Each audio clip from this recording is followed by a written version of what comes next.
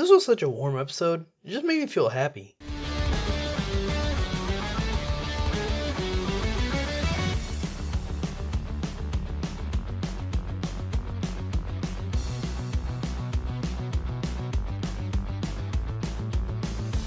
Yes, ladies and gentlemen, episode 102 of Sun and Moon just dropped, and part 1 of 2 of the Brock Misty saga in Alola has begun. So, how did it go? Let's find out. The episode begins at Pokemon School. Our heroes are getting ready to get out of school, and it seems like they're ready to go on a holiday, meaning extended break. They're talking to one another about what they're going to do during the break. For example, Sophocles says that he wants to go to a fireworks show in Mele Mele Island, and invites everyone else to come over. However, Lana then speaks up and lets them know that she's brought guests today. The rest of the gang is also surprised since they don't know who the guests are, and it turns out it's Brock and Misty. They greet our friends and all of our heroes get excited. Lana says that their surprise was a success, and Misty picks up Nagisa, Lana's Eevee, and talks about how she was excited to meet it. The reason she knows about Lana's new Eevee is because Lana and Misty have been writing to each other ever since they left Kanto, so they decide to come out while everyone was going to be on break. Ash asks Misty about the Cerulean Gym, and she says that she left it with her sisters. Right now they're getting so many challengers in Cerulean Gym that she needs to take a break. Brock then says that he came to see the Pokemon centers in Alola. Sophocles comments how this shows his passion towards being a Pokemon doctor, but Brock says that he's still a doctor in training. Misty then tells them that they plan to enjoy their time here in Alola and to have tons of fun, so she wants them to take them to see all the fun things here in Alola. Mallow of course says yes, especially since they took such good care of them in Kanto, and everyone else agrees, and they all get excited and say, let's go sightseeing in Alola. Alola at Alola, Brock and Misty. First, they head to the Pokemon Center nearby. They say hello to Nurse Joy, and of course, Brock immediately goes to Nurse Joy and holds her hand and talks about how they're born to be together before Misty pulls him by the ear, telling Nurse Joy he's just here for a tour. But just then, a trainer comes in with a Yungoos, telling Nurse Joy that it hasn't eaten all day. Nurse Joy of course says she'll take a look at it, and Brock immediately notices that there's a problem in its jaw. Nurse Joy notices that Brock immediately noticed about the problem and was able to diagnose it and was pretty impressed. She's about to take the Pokemon to the back when Brock asks her if he can help, and she says, of course, Doctor in Training. So he tells her gang that he'll be helping here for a while, and so they wish him the best and go on their way. We cut to Team Rocket at their hideout being fed by Beware when James notices that it's almost time to call and report to HQ. They go to the computer to contact HQ, but the only person that picks up is the Alolan Meowth.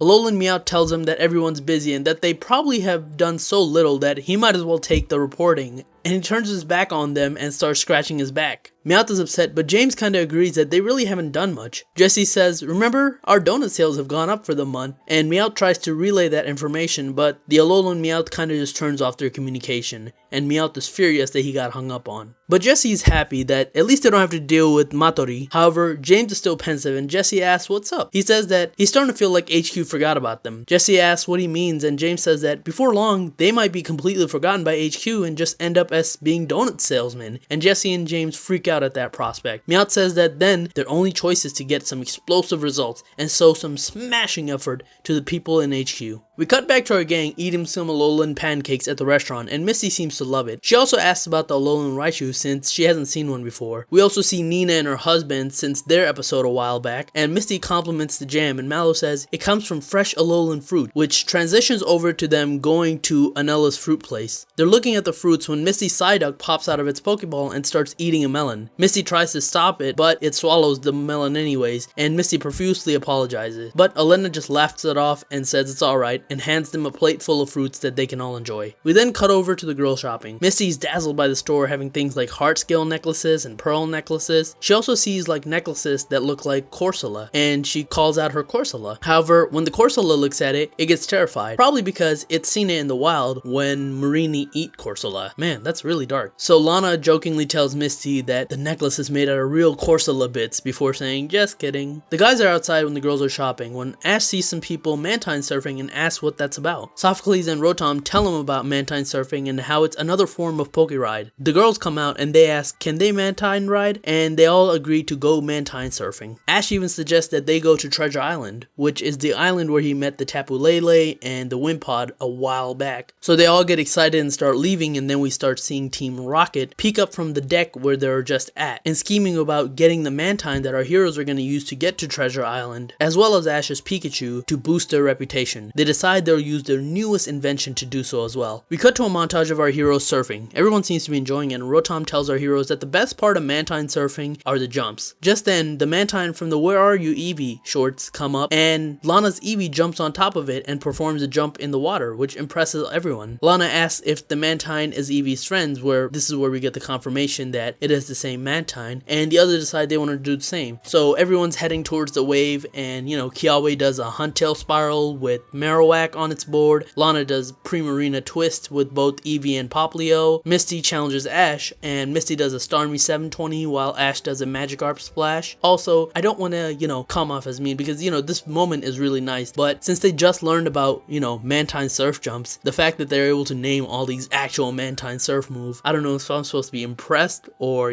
maybe we're just supposed to assume that they're just making up names and it just happens to be the ones in the game. Who knows? Who's that Pokemon? It's Mantine! We cut back to the Pokemon Center, and it seems that Brock has treated the Yungoos. He hears Nurse Joy say, "How wonderful," and turns around to tell Nurse Joy in his best romantic voice that it was nothing, when it turns out she was really just talking about a Luxray's fur, which gets Brock dejected because he thought that she was talking about him. We cut back to our heroes, and they have landed in Treasure Island. Misty tells the Mantine that they can play around here, and Ash says that his friends are up ahead, and they start heading forward. We cut to a flower meadow with tons of Pokemon like Comfey, Butterfree, and Cutiefly just flying around. Our heroes are in awe, and Lana asks Misty how she feels when they turn around and notice she's nowhere near them. Instead, they spot her behind a tree being afraid of bug types. See, I always assumed that Misty was just afraid of bug types that look like actual bugs, so Caterpies, Weedle, Spinnerax, things like that. I didn't realize that she didn't like all bug types. I mean, correct me if I'm wrong, but I don't think she ever had a problem with Ash's Butterfree, right? But regardless, Ash is looking around when he finally spots his friend. The friend he's talking about are, of course, Alolan Executors. Everyone else is really shocked that these were the actual friends that Ash were talking about. So everyone rides on the Executor, and the Executor lead them to a lake where they swim around and play and enjoy themselves. It's a very nice scene of them just enjoying themselves. Misty even tickles the foot of one of the Alolan Executors, causing him to fall near Sophocles and Kiawe. We cut to dusk, and Misty is sitting on a log. Lana asks what's up, and Misty just tells her that she's just reflecting on how nice Alola is,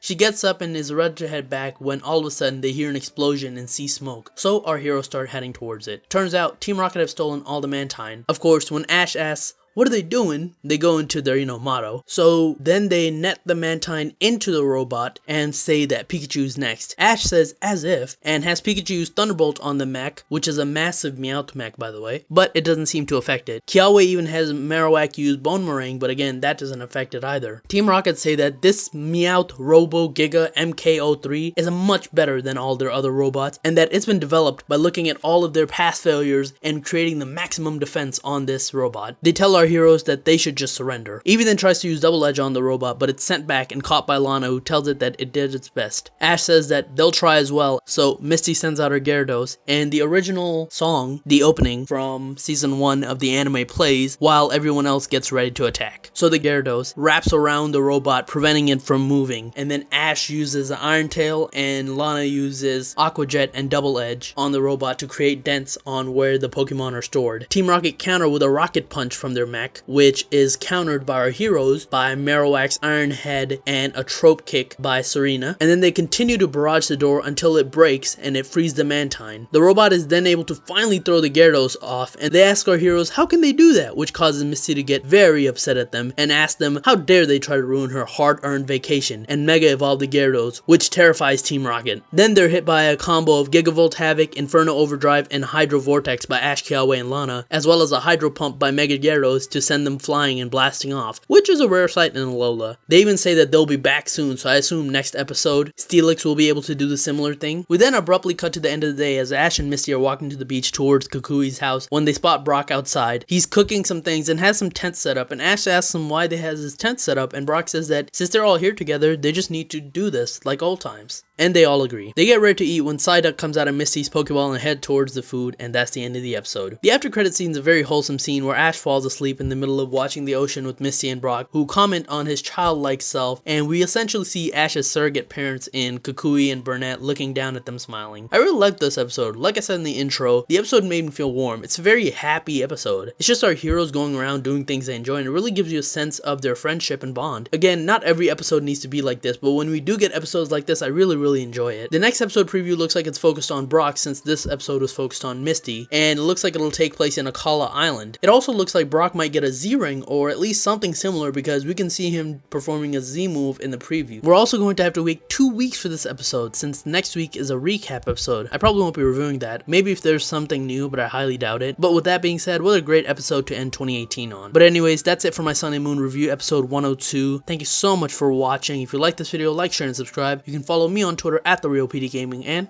I'll talk to you guys later. Peace.